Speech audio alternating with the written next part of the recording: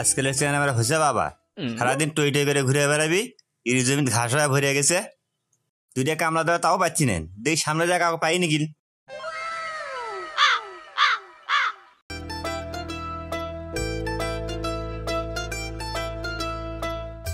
এ ফতে বেগমের স্বামী শোনেক, কিপ্টের বাচ্চা মেম্বার ডাকে কে? মেম্বার সাহেব কি আছে? শোনে দরকার আছে।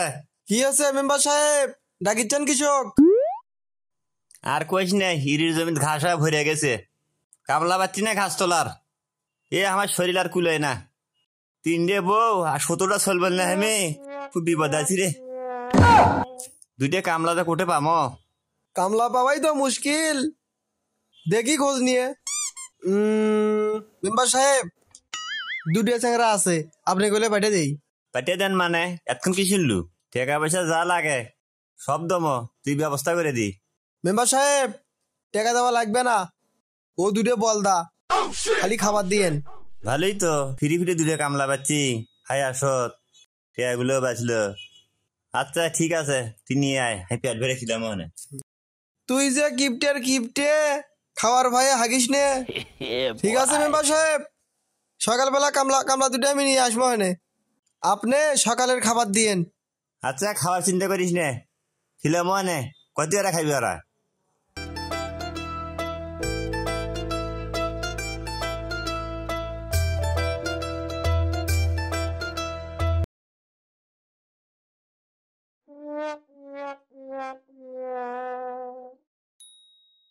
এ লালু গালু, এ মুগায়।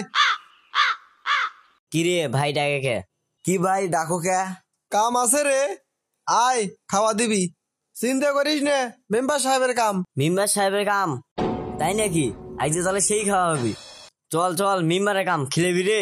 চল কামটা করি যায়। কি কাম ভাই, কি করার লাগবে? কাম বেশি নয় রে, জমিতে না ঘাস হয়েছে, ঘাস কোনা তুলে দেবো। ও এই কাম, চলো। আশেক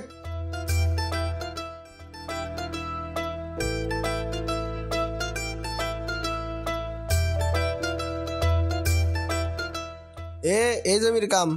খালি এই কামে? হয় এটাই। দূর, এটা কোনো কাম হলো? তা খাওয়া দিবি তো? পেট ভরে খিলেবি, অত চিন্তা করিস নে। পেট চুক্তি বুঝিস সেটে। বাড়ির পাশে বেতেরারা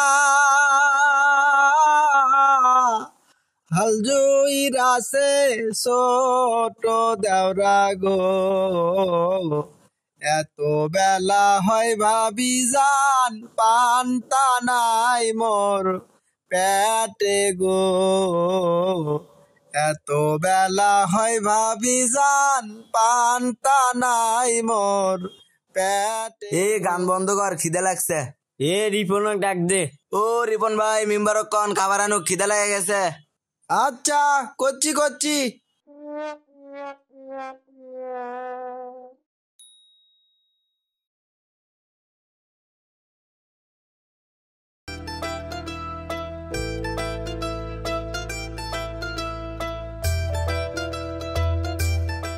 মেম্বার সাহেব ওরা সকাল থেকে কাম করিচ্ছে, খাওয়াটা দেন, ওগরও খিদে লেগে গেছে। উটি তো এড়াই নিলাম, 2টা নে কি করবো, এটাই খাই।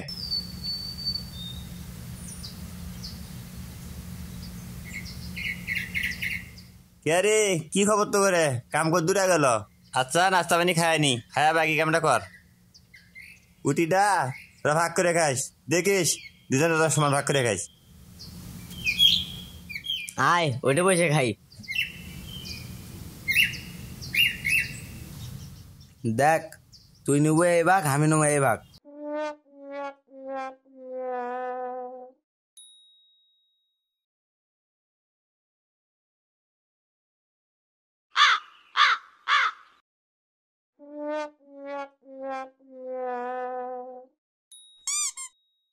কে রে ভাই, তোরটা বড় হইলো, আমারটা ছোট হইলো? না তো ঠিকই আছে, তোরটা আমারটা একই সমান। তুই এডে নি, তোরটা আমি নেবো। কে রে, তোরটা বেশি বড় হয়ে গেল, এখন আমারটা ছোট হয়ে গেল। না রে ঠিকই তো আছে, এখন তোরটা বড় আমারটা ছোট। না না, তুই আমাকে ঠকাচ্ছ, আমি মেম্বারক বিচার দেবো। কি রে কি হয়েছে, কেজাল করিচ্ছু কে? ভাই দেখেন, ওই নিচে বড়টা, আমি নিচে ছোটটা, তাও ক্যান্সেল করে দিচ্ছে। আচ্ছা, ক্যান্সেল করার দরকার নাই, আমি ভাগ করে দিচ্ছি, সর।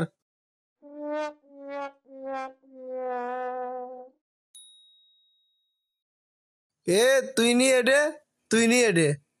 এ এখন ঠিক আছে? এ এখন ঠিক আছে? না ভাই ঠিক নাই, ওইটাই বড় হলো, আমারটাই ছোট হলো। এ এখন ঠিক আছে? হ ভাই ঠিক আছে। এ তোরটা দি।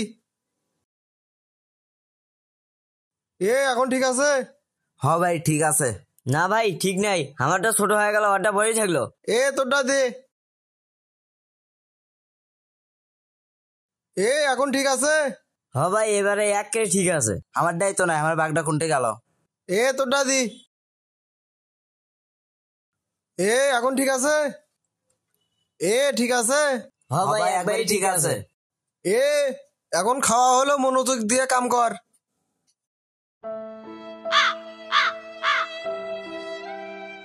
চল কাম করি। থাম থাম, আমার উটি কোনটায়? ওই রিপন বাটপারি তো ওই উঠি খাই ফেল দিল। আসলে আমরা নালু গালু দুইজন বলদা, মানুষের ঠিকই কয় বুঝছো। দূর কামই করবো না, চল যাই। মজুরকে ঘাম শুকানোর পূর্বে তার মজুরি দিয়ে দাও। ইবনুল মাজা 2443। অন্য হাদিসে রাসূল সাল্লাল্লাহু আলাইহি সাল্লাম বলেন, কাল কিয়ামতে স্বয়ং আমি মুহাম্মদ সাল্লাল্লাহু আলাইহি ওয়াসাল্লাম ওই ব্যক্তির বিরুদ্ধে বাদী হব যে ব্যক্তি কোনো শ্রমিকের কাছ থেকে শ্রম আদায় করে নেয় কিন্তু তার পারিশ্রমিক যথাযথভাবে পরিশোধ করে না।